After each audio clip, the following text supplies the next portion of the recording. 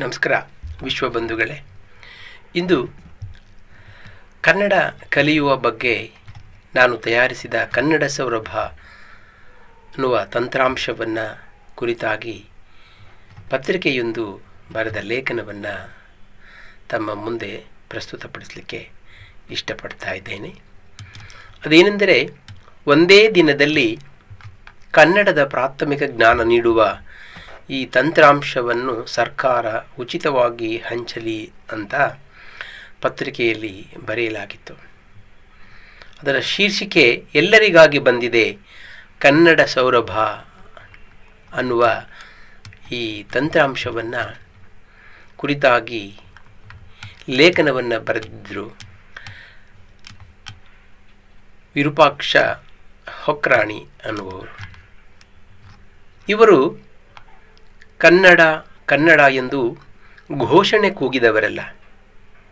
ಕನ್ನಡದ ಹೆಸರಿನಲ್ಲಿ ಹೆಸರು ಮಾಡುವ ಹುಮ್ಮಸ್ಸೂ ಇಲ್ಲ.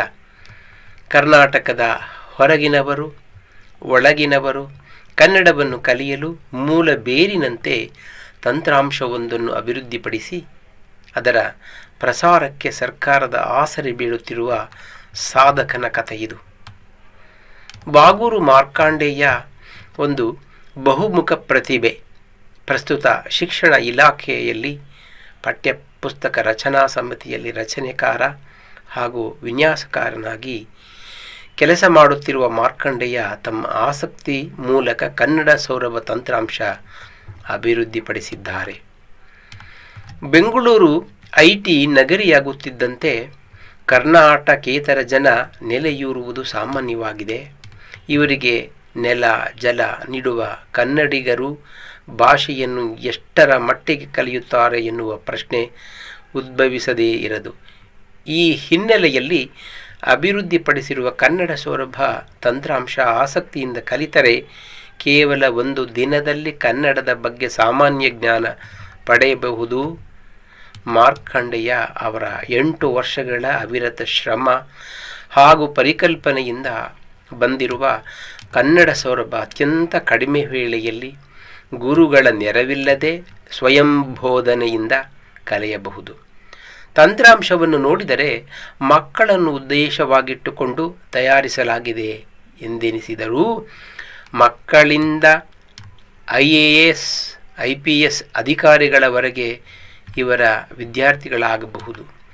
ಸಾಕಷ್ಟು ಅವಿರತ ಶ್ರಮದಿಂದ ಕನ್ನಡ ಸೌರಭ ತಯಾರಿಸಲಾಗಿದೆ. ನಮ್ಮ ಮೂಲ ಉದ್ದೇಶ ಕನ್ನಡವನ್ನು ಕಲಿಸುವುದೇ ಹೊರತು ಲಾಭ ಮಾಡುವುದು ಅಲ್ಲ.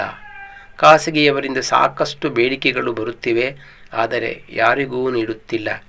ನಮ್ಮ ಉದ್ದೇಶ ಇದನ್ನು ಸರ್ಕಾರ ತೆಗೆದುಕೊಂಡು ಎಲ್ಲ ಮಕ್ಕಳಿಗೆ ಉಚಿತವಾಗಿ ಹಂಚಬೇಕು ಎನ್ನುತ್ತಾರೆ ಬಾಗೂರು ಮಾರ್ಕಾಂಡೇಯ. ಸರ್ಕಾರಕ್ಕೆ ಈಗಾಗಲೇ ಒಂದು ಬಾರಿ ಮನವಿ ಸಲ್ಲಿಸಲಾಗಿದೆ. ಇದನ್ನು ಸರ್ಕಾರವೇ ತೆಗೆದುಕೊಂಡು ವಿಸ್ತರಿಸಬೇಕು. ಅಲ್ಲಿಯವರೆಗೂ ಕಾಯಲಾಗುವುದು. ಒಂದು ವೇಳೆ ಸರ್ಕಾರ ಮುಂದಾಗದಿದ್ದರೆ ಅನಿವಾರ್ಯವಾಗಿ ಖಾಸಗಿಯವರ ಸಹಭಾಗಿತ್ವದಲ್ಲಿ ಇದನ್ನು ಪ್ರಸಾರ ಮಾಡುವ ಉದ್ದೇಶ ಇದೆ ಎನ್ನುತ್ತಾರೆ ಅವರು. ತಂತ್ರಾಂಶದಲ್ಲಿ ಏನೇನಿದೆ? ಚಿತ್ರಕ್ಕೆ ಪೂರಕವಾಗಿ ಶಬ್ದ, ಅದೆಲ್ಲವೂ ನೆನಪಿನಲ್ಲಿ ಉಳಿಯಲು ಅನಿಮೇಷನ್ ಪ್ರಯೋಗ. ಇದು ಕನ್ನಡ ಸೌರಭದ ಕಚ್ಚಾ ವಸ್ತು. ಕನ್ನಡ ಕಲಿಕೆ ಎಂಬುದು ಕಬ್ಬಿಣದ ಕಡಲೆಯಾಗಿಸದೆ ಸುಗಮ, ಸುಲಲಿತ ಹಾಗೂ ನಿರಂತರ ಆಸಕ್ತಿದಾಯಕವಾಗಿರುವಂತೆ ಸರಳಗೊಳಿಸಲಾಗಿದೆ. ಕಂಪ್ಯೂಟರ್ ಪರದೆ ಮೇಲೆ ಮೌಸ್ ಬಟನ್ ಒತ್ತಿದರೆ ಸಾಕು, ಕನ್ನಡ ಸೌರಭ ತಂತ್ರಾಂಶದೊಳಗಿನ ಪಾಠಗಳ ಪರಿವಿಡಿ ಬರುತ್ತದೆ. 50 ವಿಷಯಗಳ ಪರಿವಿಡಿ ಕನ್ನಡದಲ್ಲಿ ಮತ್ತು ಇಂಗ್ಲಿಷ್ನಲ್ಲಿ ಕಾಣಸಿಗುವ ಪ್ರತಿ ಅಂಕಿ ಮತ್ತು ಅಕಾರಾದಿ ಅಕ್ಷರಗಳನ್ನು ಗೀತೆಗಳ ಮೂಲಕ ಅಭಿವ್ಯಕ್ತಿಸಲಾಗಿದೆ. ಮನಸ್ಸಿನಲ್ಲಿ ಮೂಡುವ ಸಹಜ ಪ್ರಶ್ನೆಗಳಿಗೆ ಉತ್ತರದಂತಿರುವ ಅರ್ಥಪೂರ್ಣ ಗೀತೆಗಳಿಗೆ BV ಶ್ರೀನಿವಾಸ್ ಸಂಗೀತ ನಿರ್ದೇಶನ ಮಾಡಿದ್ದಾರೆ. ಗಾಯಕಿ ಶಮಿತಾ ಮಲ್ನಾಡ್ ಧ್ವನಿ ನೀಡಿದ್ದಾರೆ. ಚಿತ್ರ, ಕವಿತೆ, ಸಂಗೀತ, ಹಿನ್ನೆಲೆ, ಧ್ವನಿಯ ಉಚ್ಚಾರಣೆ, ಚಿತ್ರಗಳ ಚಲನೆ, ಅನಿಮೇಷನ್ ತಂತ್ರಾಂಶದಲ್ಲಿ ಢಾಳಾಗಿ ಮೆರೆಯುತ್ತವೆ. ಕನ್ನಡ ವರ್ಣಮಾಲೆಯೊಳಗಿನ ಅಕ್ಷರ ಪರಿಚಯದೊಂದಿಗೆ ಆರಂಭಗೊಂಡು ಸಂಖ್ಯೆಗಳು, ಹ್ರಸ್ವ ದೀರ್ಘಸ್ವರಗಳು, ವರ್ಗೀಯ ಅವರ್ಗೀಯ ವ್ಯಂಜನಗಳು, ಅನುನಾಸಿಕ, ವಿಸರ್ಗ, ಪ್ಲುತ, ಸ್ವರಾಕ್ಷರಾದಿ ಒಂದೊಂದೇ ಅಕ್ಷರವನ್ನು ಸ್ಫುಟವಾಗಿ ಉಚ್ಚಾರಣ ಧ್ವನಿ ಹಿನ್ನೆಲೆಯಾಗಿ ನಿರೂಪಿಸಲಾಗಿದೆ. ದೃಶ್ಯ ಶ್ರವಣ ಏಕಕಾಲದಲ್ಲಿ ಸಿಗುವುದರಿಂದ ಕಲಿಯುವವನ ಆಸಕ್ತಿ ಆಲೋಚನೆಗಳನ್ನು ಸ್ಥಿರಗೊಳಿಸಿ ಕಲಿಕೆಯ ಓಘವನ್ನು ತುಂಡರಿಸದಂತೆ ಕಾಯುತ್ತದೆ. ಬಾಗೂರು ಮಾರ್ಕಂಡೆಯ ಮೂಲತಃ ಮಕ್ಕಳ ಸಾಹಿತಿ ಹಾಗೂ ಕಲಾವಿದರಾಗಿರುವುದರಿಂದ ಕನ್ನಡದ ಸೊಗಡು ಕಂಪನ್ನು ಬೀರುವ ಪ್ರಾಮಾಣಿಕ ಪ್ರಯತ್ನ ಮಾಡಿದ್ದಾರೆ. ಕನ್ನಡ ಭಾಷೆ ಕಲಿಕೆಯಲ್ಲಿ ಮಕ್ಕಳನ್ನು ದೃಷ್ಟಿಯಲ್ಲಿಟ್ಟುಕೊಂಡು ತಂತ್ರಾಂಶ ರೂಪಿಸಲಾಗಿದೆ.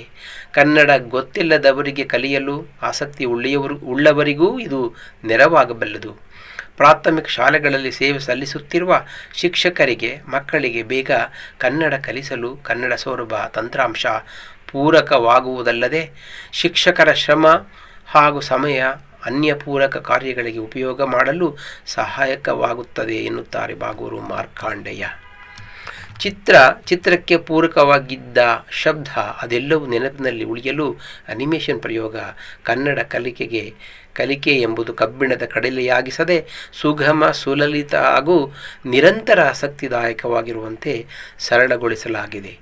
ಬಾಗೂರು ಮಾರ್ಕಂಡೆಯ ಅಭಿವೃದ್ಧಿಪಡಿಸಿರುವ ಅಬಾಲವೃದ್ಧರಾದಿಯಾಗಿ ಎಲ್ಲರೂ ಕನ್ನಡ ಕಲಿಯಲು ಬಳಸಬಹುದಾದ ಕನ್ನಡ ಸೌರಭ ತಂತ್ರಾಂಶ ವಿರೂಪಾಕ್ಷ ವಕ್ರಾಣಿ. ಒಂದೇ ದಿನದಲ್ಲಿ ಕನ್ನಡ ಪ್ರಾಥಮಿಕ ಜ್ಞಾನ ನೀಡುವ ಈ ತಂತ್ರಾಂಶ ಸರ್ಕಾರ ಉಚಿತವಾಗಿ ಹಂಚಲಿ ಅನ್ನುತ್ತಾರೆ ವಿರೂಪಾಕ್ಷ ವಕ್ರಾಣಿ. ನಮಸ್ಕಾರ.